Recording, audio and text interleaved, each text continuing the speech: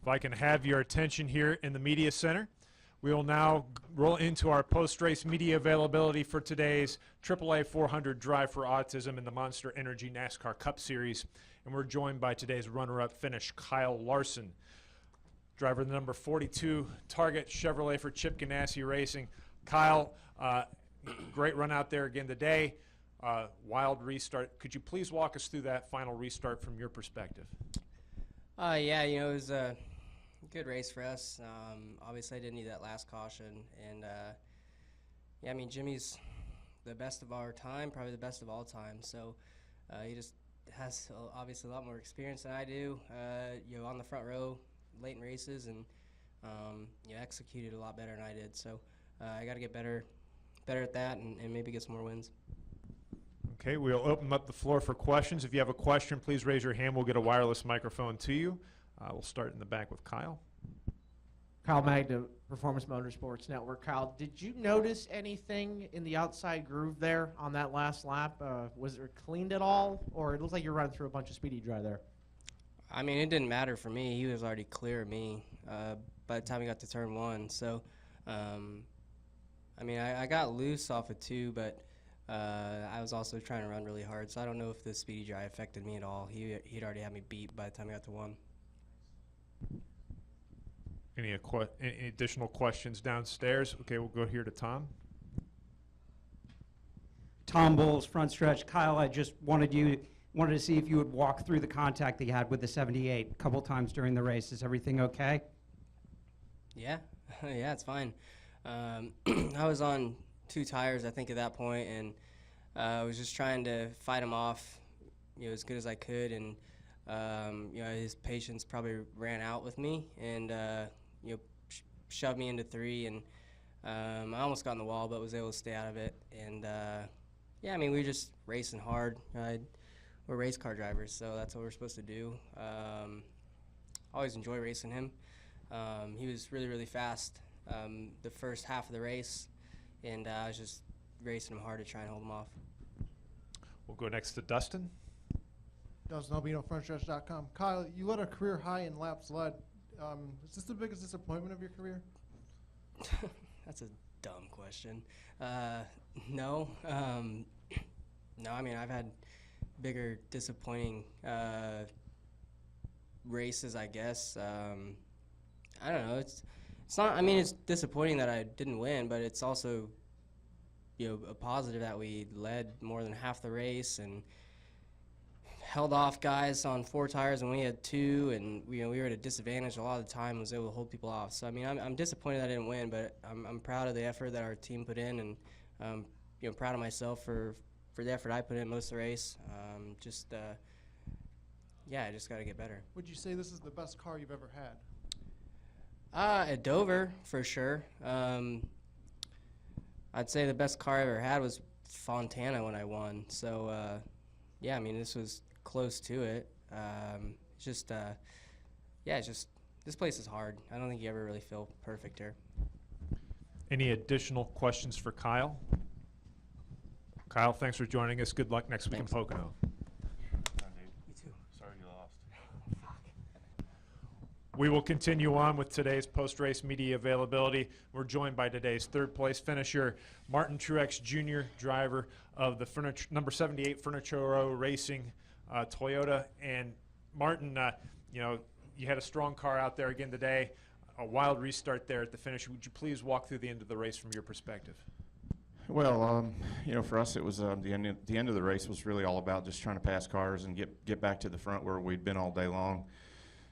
You know, we got caught on that caution there with, I don't know, 60 or so laps ago, and we pitted. Caution came out, got trapped a lap down, had to do the wave around, and then drive up through the field from the back. So definitely proud of our finish today. I thought we definitely had a shot at the win until that happened, and you know, after that it was just we were kind of playing catch up, and you know, a place that's really difficult to pass. We'd come from about 15th to get to 3rd. So definitely proud of the run, proud of the effort, and the car the guys brought here today. Wish we could have had a little better shot at it towards the end there, but you know, all in all, 3rd is a decent day with 2 stage wins. Okay, we'll open the floor up for questions. If you have a question for Martin, we'll get a wireless microphone to you. Any questions for Martin Truex Jr.? Okay, Martin, thanks for joining us. 1, 2, 3. Bingo.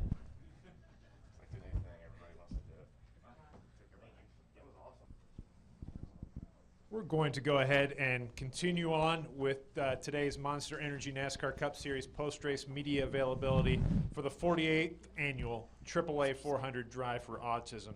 We're now joined by the winning car owner, NASCAR Hall of Famer, Mr. Rick Hendrick, who is the owner of the number 48 Lowe's Chevrolet for Hendrick Motorsports. Rick, you can't be surprised about the success this team had today, but what is it about this combination with Jimmie Johnson and Chad Knaus that finds a way week in and week out to overcome adversity and find their way into victory lane?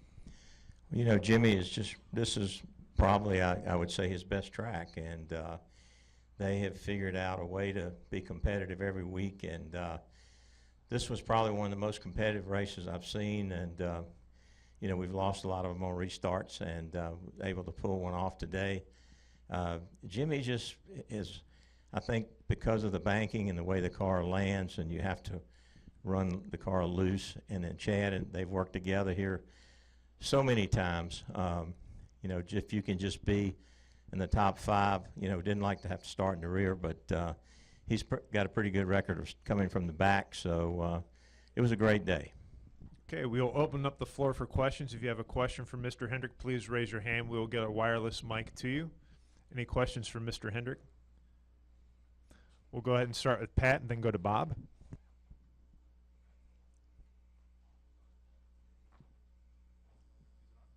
Pat Ticola, NASCAR.com. Rick, so many people have pointed to Jimmie's luck, but he's obviously very skilled. I mean, where is that balance in your mind? You know, if you look at his record of the championships and the wins and the different tracks and the competition that's out there today, I don't know how you could be lucky 83 times and 7 championships. I think, you know, you have to have some racing luck every now and then. You get one that maybe someone else fumbled the ball or luck went your way. But you know, if you look at his record and the what he's done and the championships and the races he's won, you know, you'd have to say he's one of the greatest that's ever raced in the sport. Go next to Bob. Bob Hocker, ESPN. I have 2. The first is, does Jimmie do anything that reminds you of Cale Yarborough? You know, I watched Cale, and he was one of the toughest, hardest racers that I ever watched race. And fearless, and drove the car over the edge.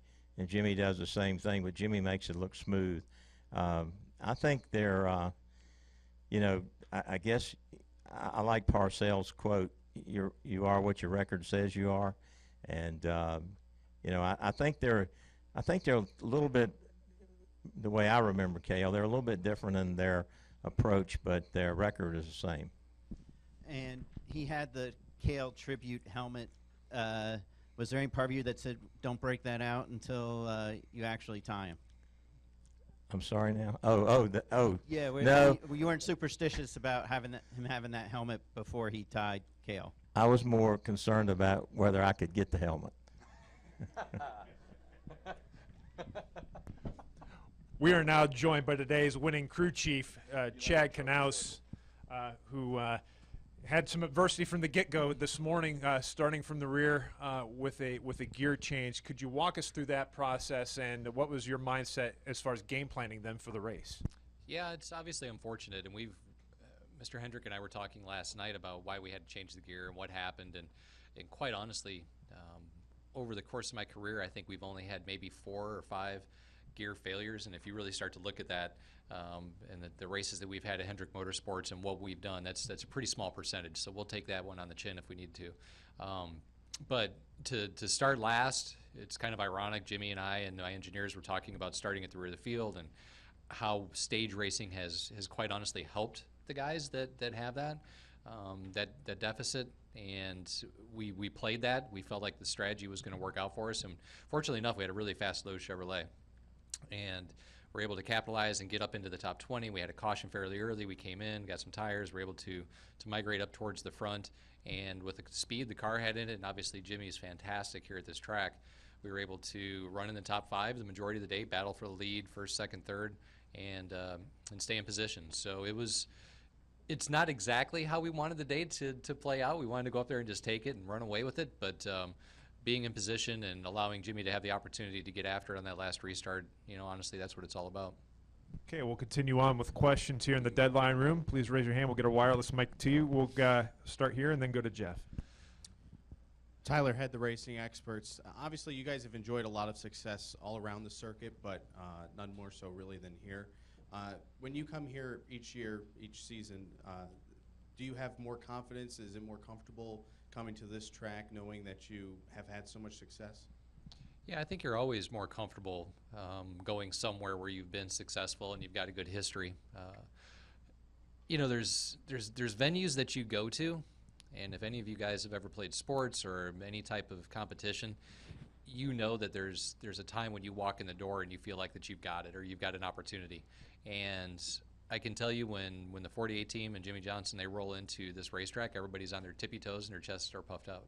And that comes from Jimmie's experience, Jimmie's ability to adapt. This racetrack changes an awful lot. I think if you guys pay attention, you see that the track starts fairly white to a gray, and then it ends up black midway through a run. And then as the caution comes out, it turns white again. So the drivers really have to be willing and able to maneuver around the racetrack, find the best way to go. So, yeah, man, coming into Dover is someplace that we always just put a little circle around it. We like it. Go next to Jeff, then to Tom. Jeff Gluck from jeffgluck.com for Chad. So there was one point where you ended up benefiting from a caution during a run, and it timed well. When that kind of situation happens, are you staying out hoping that there could be a caution like that? Are you just trying to get into your fuel window? What's the thinking there? Is it strategic at all? Yeah, there is definitely some strategy, for sure. Tom? Hey, Yep. Hey, Chad. Tom Jensen, FoxSports.com. Yeah. 2 questions for you. This is, if I'm not mistaken, this is the 3rd time, counting Homestead, that you guys have won from coming all the way from the back of the field at the start. Is that correct? Okay. You do the stats, man. I just crew chief. I don't know. Okay. Is there something special when you do that? Does it add to the victory at all? No, that's not what you want to do by any stretch. We'd much rather start in the top 5 or on the pole and have the races go seamless. But is it fun to start last and win the race? Heck yeah, it is. It's pretty cool. But that's not the way that we want to have it happen by any stretch. And to have a parts failure and that regulate us to the back, it happens and it'll happen again. Probably more than once, and it's a part of motorsports, it's a part of racing, it's a part of competition, but that's the motivation from that is not, we don't say, hey, we started last, let's go try to win the race. Well, actually we do, but that's not like, we don't intentionally start last and say, hey, let's start last and then try to go win the race. That's not what we want to have happen. And the second question is, does the stage system and the new points system give you guys more of an incentive to win during the regular season and less maybe to experiment? We definitely, I understand the stages and I understand how it all works. We come to the racetrack to try to win everything that we possibly can. We want to win practice, we want to sit on the pole for qualifying, we want to win every stage, and we want to win the race. So if there's a checkered flag to be had, the 48 is going to the racetrack to try to capture it. So we're going to do that. And as far as experimenting throughout the normal season, before the playoffs, I think it's difficult for people to understand that we experiment every single time we go to the racetrack. We're always trying to evolve and get our cars better and faster so we can put our drivers in a position where they need to be. And I think at Hendrick Motorsports right now, honestly, we're doing a pretty good job. If you look at the way that all the teams are running, it's pretty awesome. We are also now joined by today's winning driver, Jimmie Johnson of the number 48 Lowe's Chevrolet. Jimmie won his 83rd Monster Energy NASCAR Cup Series race, tying him with NASCAR Hall of Famer Cale Yarborough for 6th on the all-time list.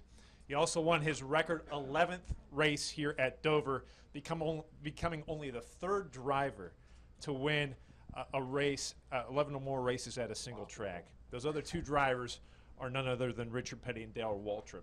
Jimmie, you've proven yourself to be a legend already in many respects, but how in the world did you get that low Chevrolet up front when it mattered most on that final restart? Yeah, we had a fast car. Had to overcome quite a bit of adversity throughout the day, but we still had a great car. And honestly, it all came down to a restart. And I was able to get the power to the ground. I knew it was going to be extremely tricky on those old, hot, worn-out tires. And I just got a better restart is the way it turned out. Okay, we'll continue on with questions here. We'll go to Jerry, and then we'll move back.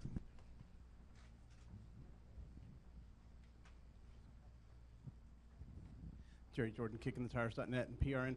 Jimmie, some of us talking about this before the race. If you won, we were going to come up with a challenge, maybe 20 miles away on a bicycle, parachute in next year. Is there anything you can't overcome here?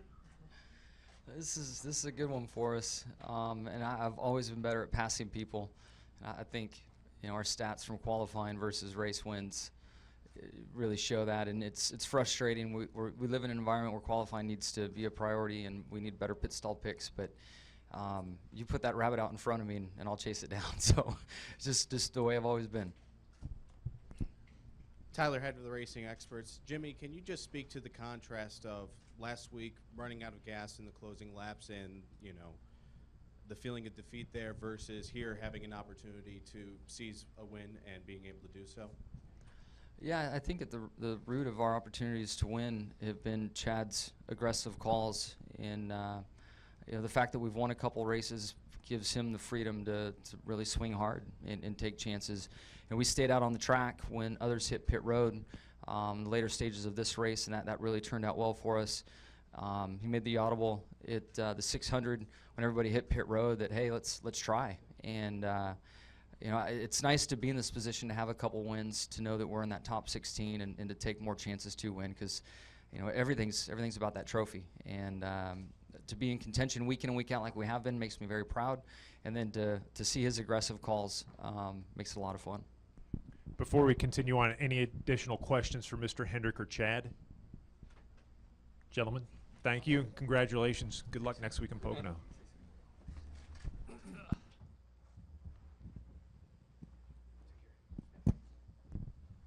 We'll continue on here with questions for Jimmie, and we'll go to the back. Kyle Magda, Performance Motorsports Network. Jimmie, can you just talk a little bit about your restarts? It seems like your last couple wins, you've been better with them. Have you worked on anything in the past couple years to do that? Not really. I had one cost me $1 million a couple Saturdays ago. You win some, you lose some. It is so hard, and when you have that much horsepower under your right foot, it's so tough to give just the right amount of power. And I knew today's conditions were going to be extra tricky on hot tires, and then we're picking up all of the rubber that we had laid down on the track, and I got this one right. So you win some, you lose some. We'll go next to Bob, and then we'll go to Kelly. Bob Pockris, ESPN.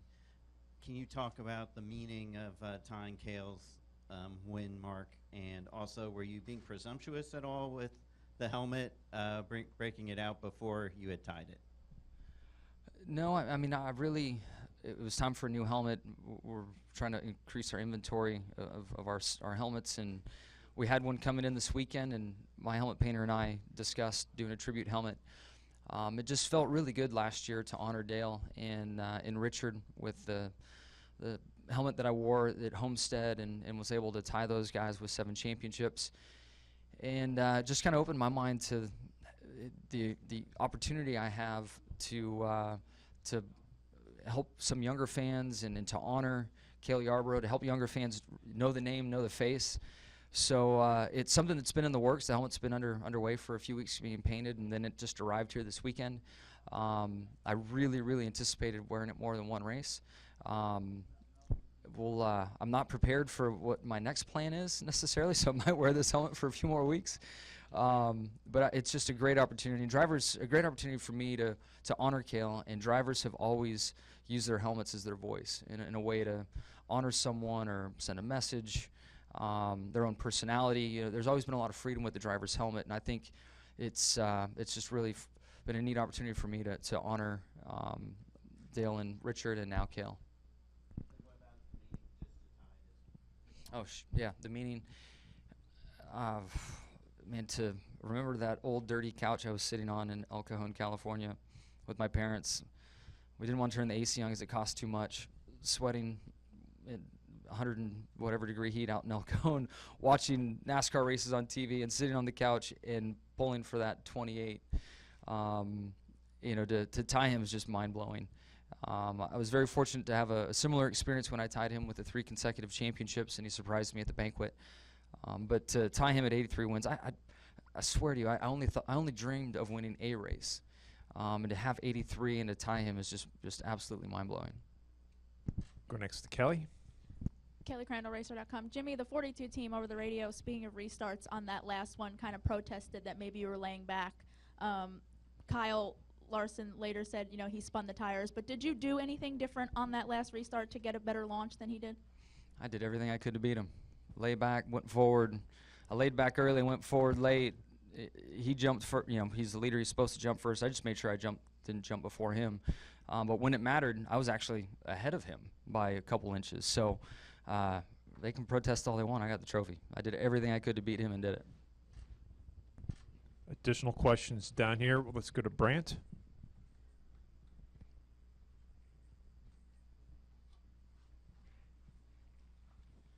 Brant James, USA Today Sports. Excuse me. Is there any extra satisfaction in this one, winning this race at a place where you've had, you know, a lot of success, and against a young guy who's supposed to win a bunch of races and a bunch of titles whenever you decide you're going to go off to the mountains and like ski all the time? I haven't thought about that aspect. I mean, you know, the takeaway I have from today is that, you know, these races are never over. You know, when I was watching Kyle pull away from me with 5 to go, you know, I thought, all right, seconds not bad, and then something in my mind said, this thing isn't over. You know, they're never over until the checkered falls. So about that time we go into turn 1, I see the 38, I think it was, blow right front and hammer the fence, and it's like, okay, here we go, here's our chance. So I guess that's my big takeaway, and yes, Kyle's going to win lots of races and be a household name and the face of our sport in the near future. If he's not, you know, on his way to doing that now, but he's a tough competitor, and I was just able to inch out over him on that restart. Go next to Dan.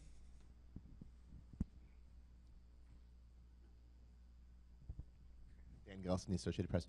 What really was it about Cale that attracted him to you at such a young age? That's a great question. He reminded me of my grandfather a little bit in his personality, and so that was a takeaway or a reason that I've watched him and was into him. He won a lot when I was watching him race at that point in time, and then that 28 car just looked good. There was just something about it. The looks of the car, it looked mean, it was fast. He had that big crash, I think, at Talladega where almost went over the fence and the windshield blew out of it. For a young kid, there was just a lot about his personality, his driving style, his winning. I think my grandfather, there's something about his personality that carried over, and that between all those is why I was drawn to him. Any additional questions for Jimmie Johnson? Well, Jimmie, congratulations. Oh, do we have Bob?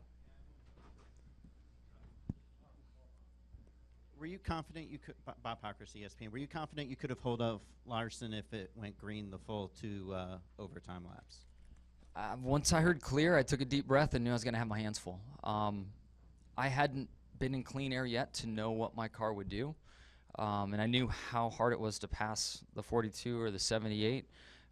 So I was optimistic, but knew I needed to be on my game for those final 2 laps. So there was some concern. Well, Jimmie, congratulations and good luck next week in Pocono. Thanks.